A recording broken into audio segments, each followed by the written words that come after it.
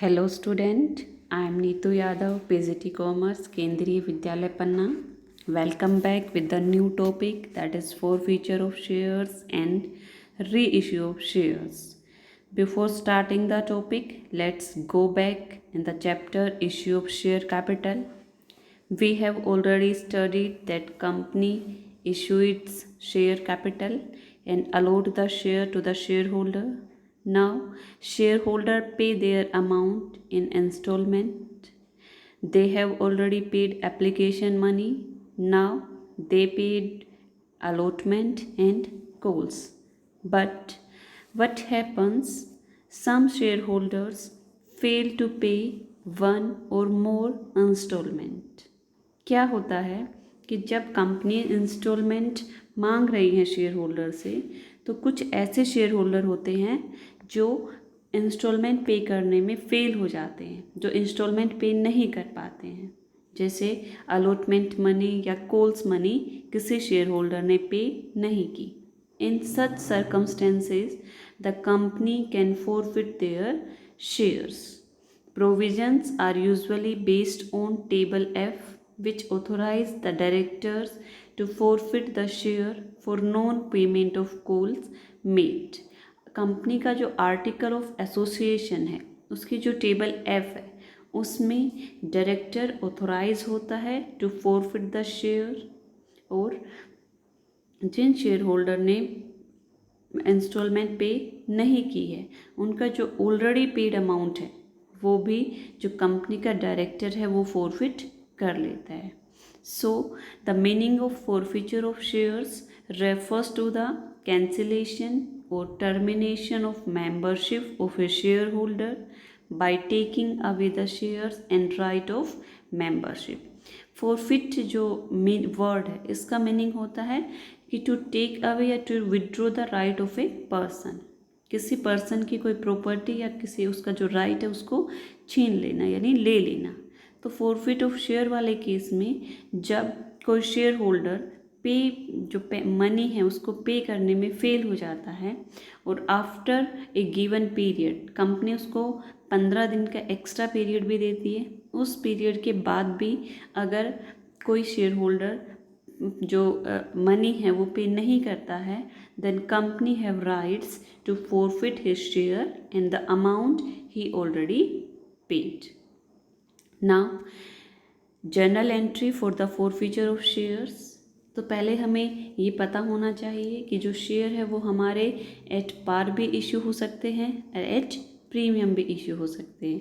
तो फॉरफिट जब हम करेंगे तो हमें ये ध्यान रखना है कि शेयर है वो हमारे एट पार इशू है या प्रीमियम पे इशू है.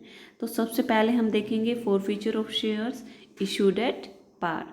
अब हमें यहाँ एक एंट्री पास करनी है. कंपनी जब शेयर इशू करती है, आपने देखा होगा तब भी कंपनी कुछ एंट्रियाँ पास करती है. अब कंपनी उन शेयर को वापस ले रही है तो कंपनी तब भी कोई एंट्री पास करेगी. अब यहाँ आपको एक वर्ड दिख रहा है जो रेड में बिल्कुल बड़ा सा वर्ड लिखा है, रिवर्स. यानी फॉरफिचर की एंट्री जब भी आप करेंगे तो आपको इस रिवर्स वर्ड को ध्यान में रखना है. अब रिवर्स क्या है कि आपको जो एंट्री है जब कंपनी इशू कर रही थी शेयर्स, उसके रिवर्स एंट्री करनी है. यानी जब आपने जिस एंट्रीज़ को डेबिट किया था वो यहाँ क्रेडिट हो जाएगी, और जिन एंट्रियों को इशू के टाइम आपने क्रेडिट किया था वो अब डेबिट हो जाएगी. तो देखिए, सबसे पहले देखिए, जब हम company at par share issue कर रही है तो फॉरफिचर की एंट्री हो जाएगी शेयर कैपिटल अकाउंट डेबिट. देखिए, जब कंपनी शेयर इशू करती है तो कंपनी शेयर कैपिटल को क्रेडिट करती है, बट यहाँ पर कंपनी शेयर को वापस ले रही है. तो जो शेयर कैपिटल जो क्रेडिट होनी चाहिए थी वो अब रिवर्स डेबिट हो जाएगी विद कॉल्ड अप अमाउंट. ये आपको बिल्कुल ध्यान में रखना है कि शेयर कैपिटल को हमें डेबिट करना है विद अमाउंट कॉल्ड अप. किसी शेयर होल्डर से अब तक कितना पैसा मांगा गया है, और क्रेडिट करेंगे to share forfeiture account and to share allotment account, to shares call account. देखिए, यहाँ पर 3 एंट्री में हमने क्रेडिट किए. अब शेयर फॉरफिचर में वो अमाउंट आएगा which was paid by the share holder, यानी पेड अप अमाउंट. किसी शेयर होल्डर ने किसी शेयर का अब तक का जितना पैसा पे कर दिया है, कुछ उसने पे नहीं किया है, तभी तो उसके शेयर को फॉरफिट किया है, but some amount he had already paid, तो जितना उसने पे कर दिया है उसको हम डालेंगे शेयर फॉरफीचर अकाउंट में। एंड और जो उसने पे नहीं किया है, जैसे अलॉटमेंट पे नहीं किए हैं, कॉल्स पे नहीं किए हैं, तो उनको हमें सेपरेटली क्रेडिट करके दिखाना है। फॉरफिट की देखिए क्वेश्चन से हम इसकी एंट्री को फिर अच्छे से समझते हैं। क्वेश्चन है हमारा, Honda Limited issue 10,000 equity share of 100 each, payable as follows, ₹20 on application, 30 on allotment, and ₹20 on first call, and ₹30 on second and final call. 10,000 shares were applied for and allotted. All money due was received with the exception of both calls on 300 shares held by Superior. These shares were forfeited. Give necessary journal entries for forfeiture of share only. देखिए question को एक बार समझते हैं। Company ने 10,000 equity share जिसकी face value 100 थी वो issue किए हैं। 100 इस तरीके से डिवाइडेड है, 20 on application, 30 on allotment and 20 on first call, 30 second and final call. 10,000 थे वो अप्लाइड भी हुए और अलॉट भी हो गए। All the money was duly receive except एक शेयर होल्डर थी सुप्रिया, ही हैड 300 शेयर्स, उसने जो दोनों कॉल थी फर्स्ट एंड सेकंड कॉल वो दोनों पे नहीं की। दे शेयर वर फॉरफिटेड। अब आपको यहाँ केवल फॉरफीचर की एंट्री पास करनी है। तो सबसे पहले जब हम फॉरफीचर की एंट्री पास करेंगे तो डेबिट करेंगे शेयर कैपिटल अकाउंट। अब देखिए यहाँ पर शेयर एट पार इशू थे तो हमारी एंट्री में डेबिट होगी share capital with called up amount. इस केस में कंपनी ने सेकंड कॉल तक मांगा है, मीन्स पूरे 100 रुपीज़ मांगे हैं, तो first cash share capital account debit होगी 300, सुप्रिया के पास शेयर थे 300 इंटू उससे 100 रुपीज़ मांग लिए गए हैं, मीन्स 30,000। अब क्रेडिट हम करेंगे to share first call account. अब उसने पे नहीं किया है और फर्स्ट कॉल का अमाउंट है 20 रुपीज़ पर शेयर। जो सुप्रिया हैड 300 शेयर, तो 300 मल्टीप्लाई बाई 20 6,000। शेयर सेकेंड और फाइनल कॉल जो कि 30 की है, तो यहाँ पर 300 multiply by 30 means 9,000। To share forfeiture account, share forfeiture में हमें डालना है paid up amount paid by the shareholder. अब इस केस में सुप्रिया ने एप्लीकेशन एंड अलॉटमेंट वो ऑलरेडी पे कर चुकी है, तो दोनों को मिला के 50 रुपीज़ बनते हैं, 20 on application and 30 on allotment. तो 50 मल्टीप्लाई बाय 300 यानी शेयर फॉरफीचर में अमाउंट चला गया है 15,000। अब ये हमारी एंट्री थी जब शेयर इशूड एट पार है। अब हम एक नेक्स्ट देखेंगे, when forfeiture of share which were issued at premium. अब आपको अपनी आंखें थोड़ी अच्छे से खोल लेनी है, मतलब आपको बड़े ध्यान से क्वेश्चन देखना है। क्या देखना है कि जो प्रीमियम है वो paid by the shareholder, ये premium not paid by the share holder.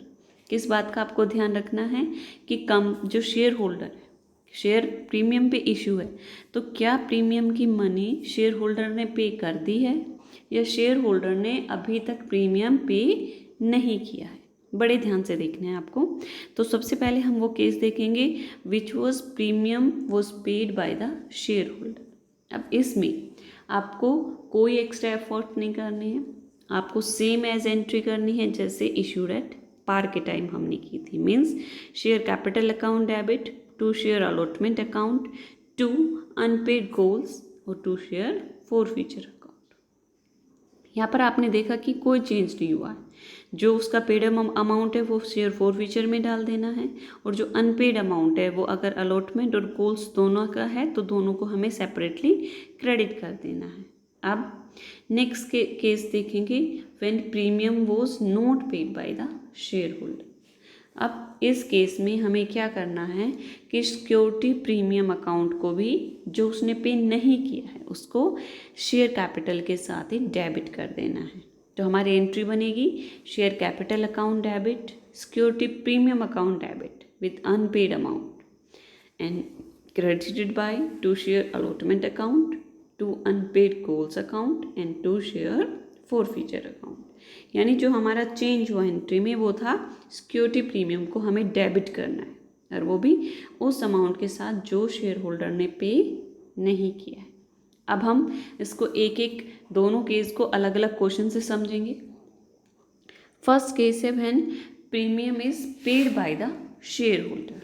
देखिए, साहिल ए शेयर होल्डर फेल टू पे the money for second and final call of ₹20 on 1000 share. देखिए, साहिल जो एक शेयर होल्डर था जिसके पास 1000 शेयर थे, वो सेकेंड और फाइनल कॉल जो कि ₹20 की थी वो पे करने में फेल हो गया and issued to him at 120 face value 100 per share.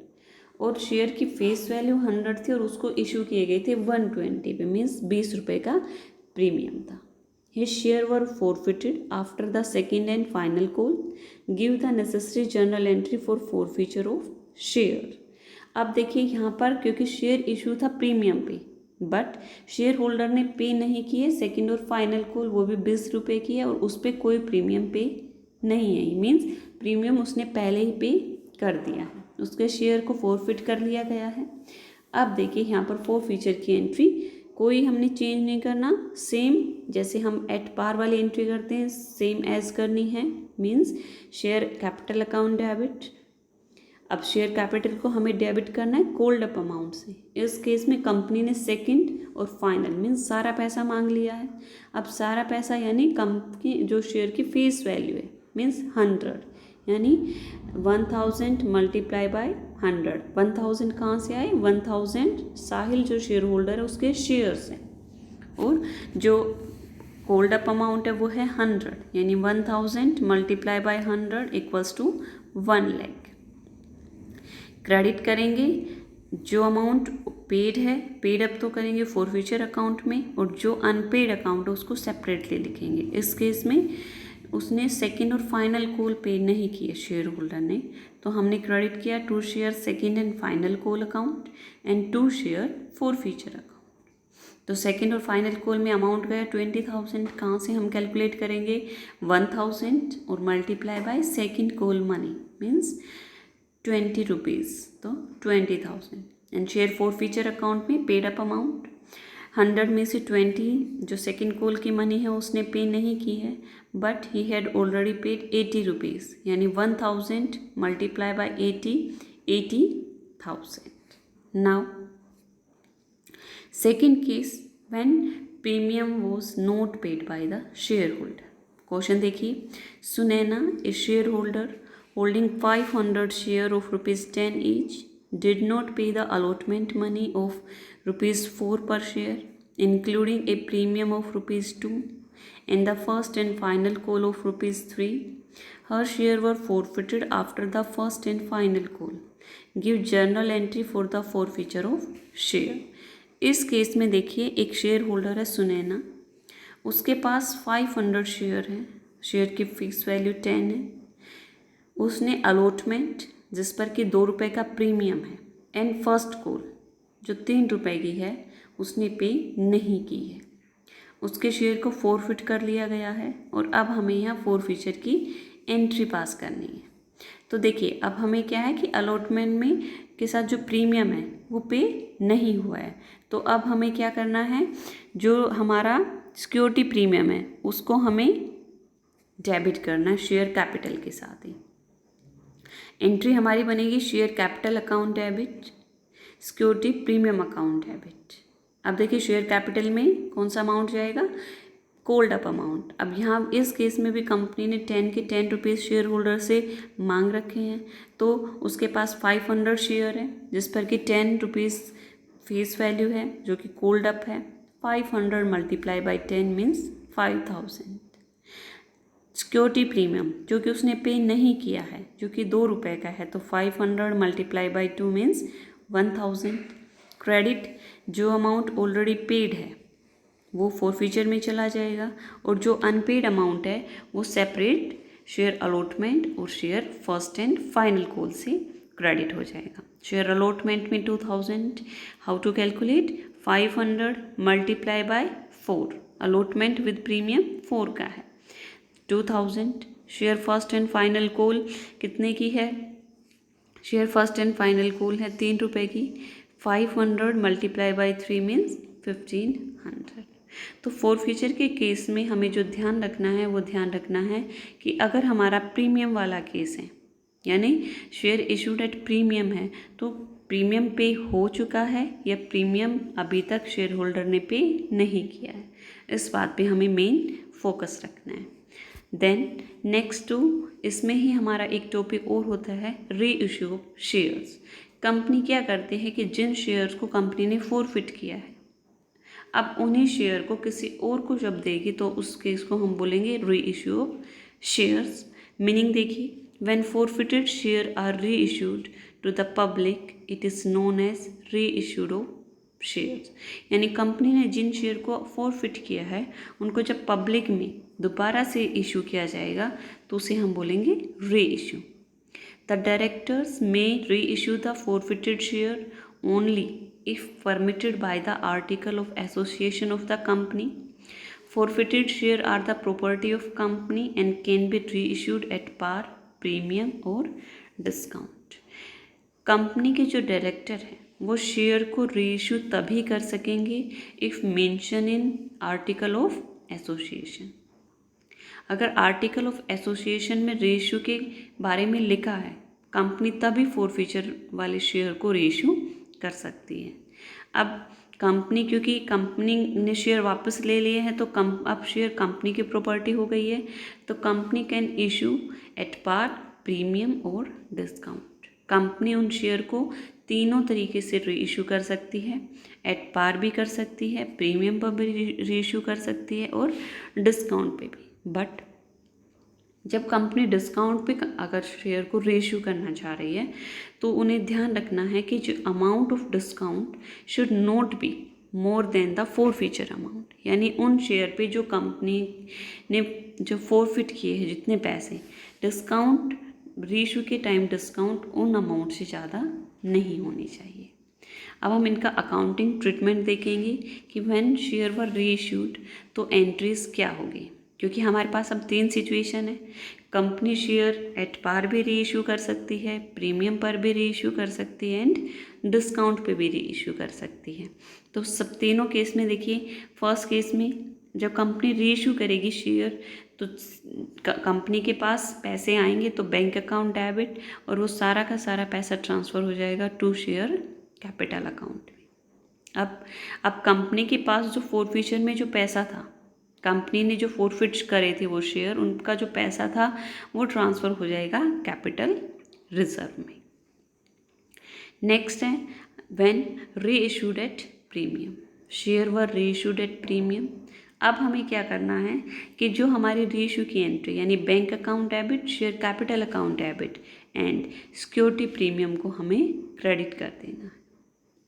इसी सेम केस में जो फोरफीचर का अमाउंट है उसे हमें डायरेक्ट ट्रांसफ़र कर देना है कैपिटल रिजर्व में। थर्ड केस व्हेन री इशूड एट डिस्काउंट। अब डिस्काउंट को हमें डेबिट करना है एंट्री में। एंट्री कैसे बनेगी? Bank account debit.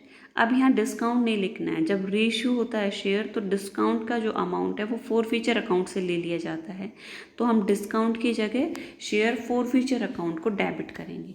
बट आपको ध्यान क्या रखना है कि शेयर फोरफीचर में अमाउंट आएगा जितना कंपनी ने डिस्काउंट पे री इशू किया है टू शेयर कैपिटल अकाउंट।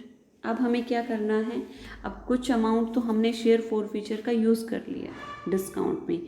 अब जो रिमेनिंग जितना भी इसमें फोरफीचर में जो पैसा बचेगा उसे हमें ट्रांसफ़र कर देना है कैपिटल रिजर्व में। अब देखिए, कैपिटल रिजर्व का अमाउंट कैलकुलेट करने का एक फॉर्मूला भी है। ये यूज़ हम तब करेंगे जब हमारे number of forfeited and number of reissue share are different. For example, company ने 200 शेयर को फोरफिट किया, बट उसमें से सबको कंपनी ने री इशू नहीं किया, उसमें से कम 200 में से मान लीजिए 100 शेयर को री इशू किया है या फिर 150 को किया है, तब हम कैपिटल रिजर्व में कैसे अमाउंट ट्रांसफ़र करेंगे? देखिए, टोटल फोरफिटेड अमाउंट ऊपर लेंगे कंपनी का जो फॉरफिटेड अमाउंट है उन शेयर का, उसे डिवाइड करेंगे नंबर ऑफ शेयर फॉरफिटेड और उनको मल्टीप्लाई कर देंगे नंबर ऑफ शेयर री इश्यूड। दोबारा देखिए फॉर्मूला, टोटल अमाउंट फॉरफिटेड, नीचे ऊपर हमें अमाउंट लेना है, फिर total number of share forfeited और उसे मल्टीप्लाई कर देना है नंबर ऑफ शेयर रीइश्यूड। अगर रीइश्यू के टाइम को डिस्काउंट है उसको हमें इस अमाउंट से माइनस कर देना है और उसके बाद जो अमाउंट बचेगा उसे हमें ट्रांसफ़र कर देना है कैपिटल रिजर्व में। एक क्वेश्चन के साथ इसको देखेंगे। The director of Polyplastic Limited resolved that 200 equity share of 100 each be forfeited for non-payment of second and final call or rupees 30 per share. Out of these, 150 share were reissued at 60 per share to Mohit. देखिए कोई company है पॉलीप्लास्टिक limited, उसके 200 share जिनकी face value 100 है उसको second और final call की non payment जो कि 30 रुपये की थी उसकी वजह से उन शेयर को फॉरफिट कर लिया गया है और उनमें से 150 शेयर को रीइश्यू किया गया, वो भी 60 पर शेयर। एक हमें दो बातें अब यहाँ ध्यान रखनी है कि रीइश्यू डिस्काउंट पे हो रहे हैं। देखिए 100 फेस वैल्यू शेयर की और वो रीइश्यू हो रहे हैं 60 पे, मीन्स 40 रुपीज़ की डिस्काउंट है। दूसरा, हमारी नंबर ऑफ फॉरफिटेड शेयर जो कि 200 है और नंबर ऑफ री इश्यूड शेयर जो कि 150 है, दोनों अलग अलग है। तो सबसे पहले हम एंट्री करेंगे फॉरफिचर की। तो फॉरफिट की जब हम एंट्री करेंगे तो बिल्कुल सिंपल एंट्री बनेगी। Share capital account debit to share forfeiture account to share second and final call. अब शेयर कैपिटल में हम कॉल्ड अप अमाउंट डालते हैं तो कंपनी ने 100 के 100 कॉल कर रखे हैं, तो 200 multiply by 100 means 20,000। Share forfeiture में चला जाएगा जो उसने अमाउंट ऑलरेडी पे कर रखा है। अब उसने सेकेंड 30 रुपीज़ पे नहीं किया 100 में से, मीन्स उस शेयर होल्डर ने 70 रुपीज़ ऑलरेडी पे कर रखे हैं, तो 200 मल्टीप्लाई बाई 70 14,000। सेकेंड और फाइनल कॉल जो कि 30 रुपीज़ की थी उसके अकॉर्डिंग 6,000। ये एंट्री तो थी हमारी फॉरफिचर की। अब इन शेयर को रीइश्यू किया गया है और रीइश्यू भी डिस्काउंट पे किया गया है। तो डिस्काउंट पे एंट्री क्या होगी, bank account debit to, discount को हमें किससे लेना है, शेयर फॉरफिचर अकाउंट से, तो हम डिस्काउंट को डेबिट नहीं करेंगे, शेयर फॉरफिचर अकाउंट को डेबिट करेंगे टू शेयर कैपिटल।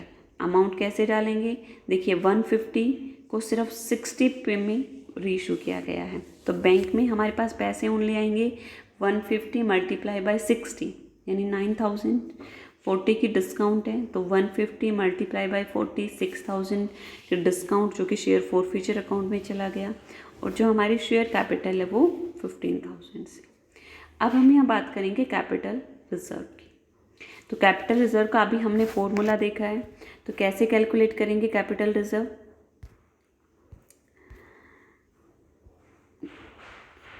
फॉर्मूला था हमारा number of share amount forfeited, तो फॉरफिचर में हमारे पास अमाउंट है 14,000, उसे डिवाइड करना है हमें नंबर ऑफ शेयर फॉरफिटेड, तो हमने शेयर फॉरफिट किए हैं 200 मल्टीप्लाई नंबर ऑफ शेयर री इश्यूड, इस केस में कंपनी ने री इशू किए हैं 150 शेयर।